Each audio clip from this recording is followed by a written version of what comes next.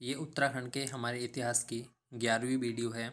इससे पहले हम 10 वीडियो बना चुके हैं, जिसमें चंद, पवार, गोरखा वंश तक हमने सारा उसमें पढ़ा हुआ है, जिसको आप चैनल पर जाकर देख सकते हैं। इस वीडियो में हम चंदों का प्रशासन, गोरखों का प्रशासन और पवार वंश का प्रशासन तीनों एक साथ पढ़ेंगे। इससे पहले हमने जो वीडियो बनाई है उसमें भी हमने चंद और पवार वंश जो है एक साथ पढ़े हैं। उसमें हमने अलग अलग उनको नहीं पढ़ा है, एक साथ पढ़ा है, क्योंकि उनमें जो इंटर रिलेशन है आपस में उसको हमने साथ साथ लिखकर साथ साथ पढ़ा है। उससे हमें कन्फ्यूजन कम होता है। तो सबसे पहले देखते हैं चंदों का प्रशासन। चंदों का प्रशासन जो है उसमें सबसे पहले चंदों के कर देखते हैं। चंदों के कर जो है 36 रकम, 32 कलम, 68 कर थे। उसमें जो है कुछ इंपॉर्टेंट कर हमने यहाँ पे लिखे हुए हैं। ज्यूलिया कर जो है वो नदी पुलों पर लगाया जाता है। लोक सेवा आयोग जो है लोक सेवा आयोग जो लोक सेवा आयोग जो है इन टॉपिकों से जो है ज़्यादा क्वेश्चन उठाता है, इसलिए इनको अच्छे से देखें। यहाँ से आगे का जो इतिहास है, चंदों का कर प्रशासन, गोरखों का और पवार वंश और स्वतंत्रता आंदोलन जो है, पृथक राज्य आंदोलन की जो मांग हुई है, पत्रकारिता, ये जो टॉपिक हमें इतिहास में आगे पढ़ने हैं उत्तराखंड के, ये बहुत ही इंपॉर्टेंट है। यहाँ से क्वेश्चन इंपॉर्टेंट एग्जाम में जरूर आएंगे। तो सिरती जो है एक नगद कर है, ये भाबर भोटियों से वसूला जाता था और जो इस कर को देता है वो सिरतान कहलाता है। राखिया जो है रक्षाबंधन पर लगाया हुआ कर। मांगा युद्ध के समय लिया जाने वाले कर है। खेनी कुली वेगार कर। पैकर जो है अनाज के रूप में लिया जाता है। कटक जो है सेना के लिए लिया जाने वाला कर है। कटक जो है सेना का पर्यायवाची भी होता है। टांड कर जो है सूती वस्त्र बुनकरों से लिया जाता है। मिंझारी कामकारों से लिया गया कर। कमीनचारी सयानों से लिया गया कर। हिलियानी बरसात में जो सड़क की मरम्मत होती है उसके लिए लिया जाता था। पोरी कर जो है राजधानी की जो रखवाली करते थे लोग, उनको सैलरी देने के लिए पोरी कर लिया जाता था। बाजदार जो है वो महाजनों को देकर होता था। चौपदार राजा के जो सामान ढोने वाले होते थे उनको उनका वेतन देने के लिए जो कर लिया जाता था वो चौपदार होता था। तो ये चंदों के समय के कर हैं। साहू जो है वो लेखक को दे कर था, इसे साउली भी कहा जाता है।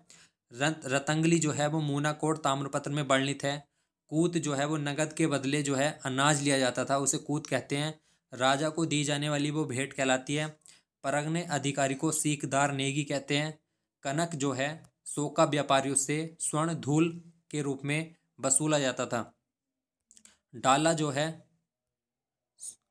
है गांव के सयाने को देकर होता है। जो गांव का एक सयाना होता है उसको जो दे कर दिया जाता है उसको डाला कहते हैं। मोह जो है हर परिवार पर लगाया हुआ कर होता है मोह। भाग कर जो है ये घराटों पर लगने वाला कर है, भाग कर। नियोबली कर जो है न्याय पाने के लिए जो कर देना होता था उसे नियोबली कर। रोलिया देवलिया जो है देवी देवताओं की पूजा के नाम पर लिया जाता था, उसे रोलिया देवलिया कर कहा जाता है। भजनिया जो है राजा के नर्तकों के लिए, जो राजा के यहाँ नाचने वाले होते थे उनके लिए लिया जाता था। घोड़ियालों कर जो है राजा के घोड़ों के लिए लिया जाता था। ओताली क्या है? राजा की जमीन होती थी। ओताली एक राजस्व कर है, राजा की जमीन राजस्व कर हो जाए और राजा की जमीन पर लिया जाता था। तो ये कुछ इंपॉर्टेंट कर हैं, इनके बारे में देखें।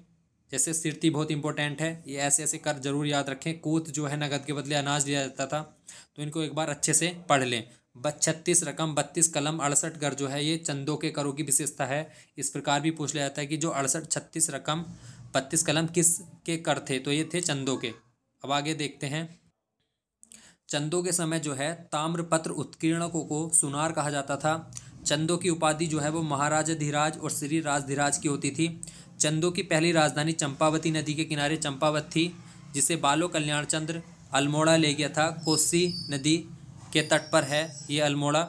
थातवान जो है जिसको राजा गूठ के रूप में जमीन देता है, मतलब जिसको रोत गूठ के रूप में जमीन देता है। रोत मतलब बहादुरी के लिए, राजा जिसको है मतलब बहादुरी के बदले जमीन देता था उसे थातवान कहा जाता था। सिरतान जो था जो नगद कर देता था, और सिरती क्या था? वो एक नगद कर था, और जो उसको देने वाला होता था वो सिरतान कहलाता था।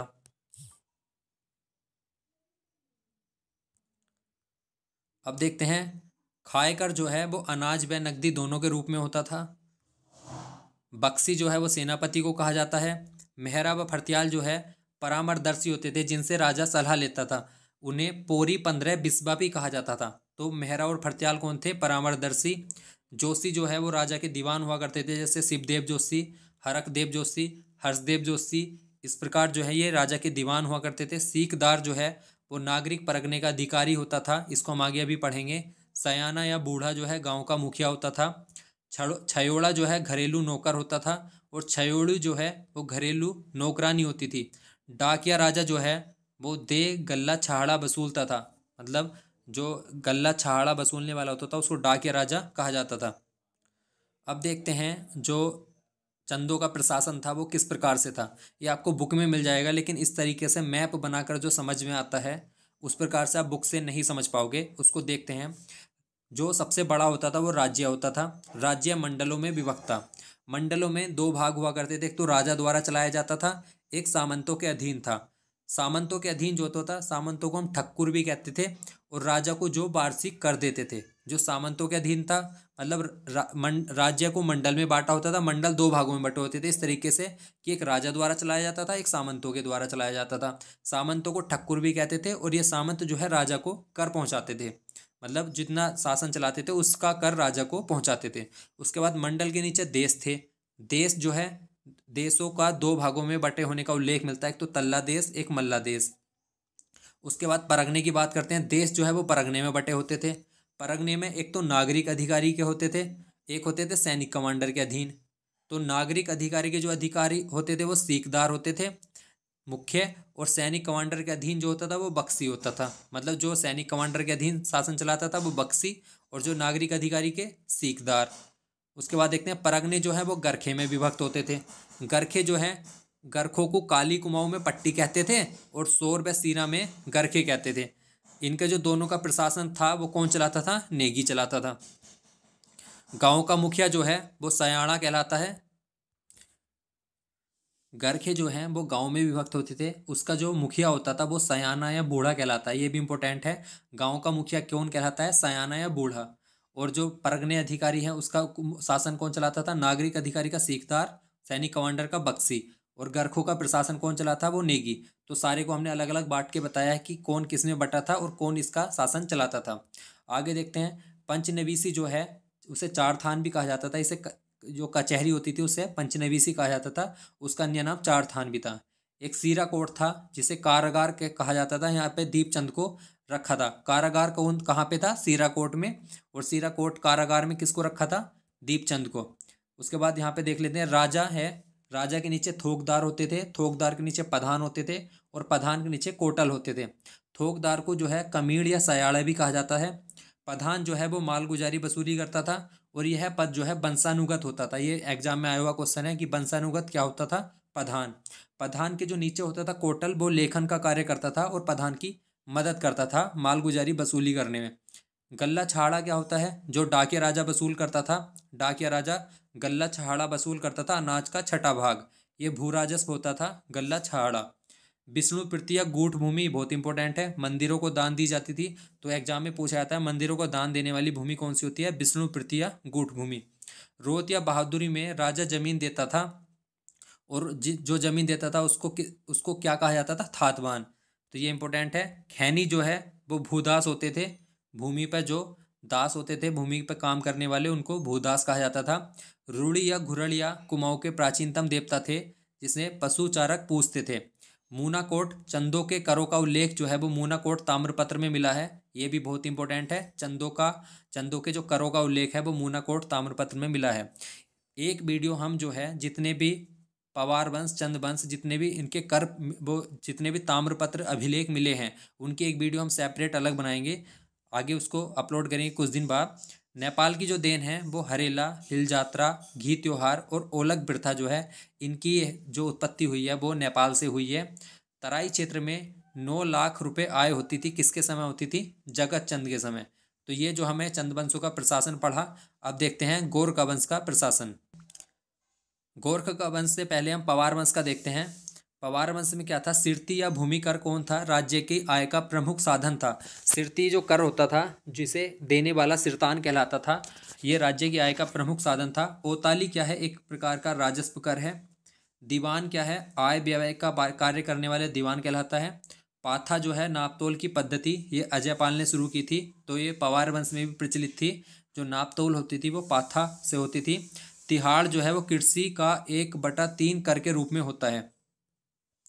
अब देख लेते हैं, राजा जब कोई व्यक्ति बहादुरी का कार्य करता था तो उसको आय के बदले जो है भूमि देता था। तो भूमि 3 प्रकार से दी जाती थी। संकल्प या विष्णु प्रीति भूमि जो है विद्वान ब्राह्मणों को दी जाती है। ये अभी मैंने पीछे बताया कि जो गूढ़ भूमि होती है, विष्णु प्रीति जो है वो मंदिरों के लिए दान की जाती है, मंदिरों के लिए, ब्राह्मणों के लिए दान की जाती है। रोत जो है वो वीरता प्राप्त सैनिकों को दान दी जाती है, जो सैनिक वीरता दिखाते हैं उनको रोत भूमि दी जाती है। और उस पर जो कार्य करने वाले स्थायी किसान होते हैं उनको थातवान कहा जाता है। ये थातवान जो है स्थायी किसान होते हैं। और जिस व्यक्ति को दी जाती है उसे थातवान या भूस्वामी कहते हैं। अगर स्थायी किसान है तो उसे थातवान कहा जाएगा, और अस्थायी किसान है तो उसे सिरतान कहा जाएगा। सिरतान कौन होते हैं? जो सिरती कर भी देते हैं। तो थातवान भूमि कौन सी है? जो राजा वीरता के लिए किसी व्यक्ति को देता था। अगर वो स्थायी किसान है तो उसे थातवान कहा जाएगा। उस पर जो अस्थायी किसान अगर खेती कर रहे हैं तो उसे सिरतान कहा जाएगा। तो ये इंपॉर्टेंट है। जागीर जो है वो राज्य अधिकारियों को दी जाती थी। किसानों को जो है आसामी कहा जाता है। अब देखते हैं, किसानों को जो है वो आसामी भी कहा जाता है। खायकर, सिरतान, मोरुसुद्वार 3 प्रकार के जो है वो किसान होते हैं। मैंने ही बताया, जो स्थायी किसान होते हैं उन्हें थातवान कहा जाता है, जो अस्थायी होते हैं उन्हें सिरतान कहा जाता है। और उस भूमि को जो है जो राजा वीरता के लिए देता है उसे रोत, वीरता या रोत के लिए जो देता है उसे थात कहा जाता है। और उसके भूस्वामी को भूस्वामी कहा जाता है। थातवान के जो कृषक हैं उसे खैकर कहा जाता है। जो अस्थायी कृषक हैं उसे सिरतान कहा जाता है। गूठ विष्णु प्रति भूमि जो है मैंने बताया ब्राह्मणों और मंदिरों को दान दी जाने वाली भूमि। ये एग्जाम में कई बार आ चुका है क्वेश्चन, इंपॉर्टेंट है। सदाव्रत जो है अनुदान, जो धर्मात्र कार्यों या तीर्थ यात्रियों के भोजन की व्यवस्था करते हैं उसे सदाव्रत कहते हैं। जो रण बहादुर की पत्नी कांति देवी ने केदारनाथ के लिए और रण बहादुर ने जो है बद्रीनाथ के लिए दिया था, तो वो सदाव्रत ही था, जिसमें धार्मिक कार्यों के लिए जब तीर्थ यात्रियों को भोजन कराया जाता है धार्मिक कार्यों में। संजायत भूमि जो होती है वो भूमि का स्वामित्व अगर गांव के पास है, उसका बंटवारा न हुआ हो तो उसे संजायत भूमि कहते हैं। गूल जो है खेतों की सिंचाई के लिए प्रयोग में लाई जाती है। गूल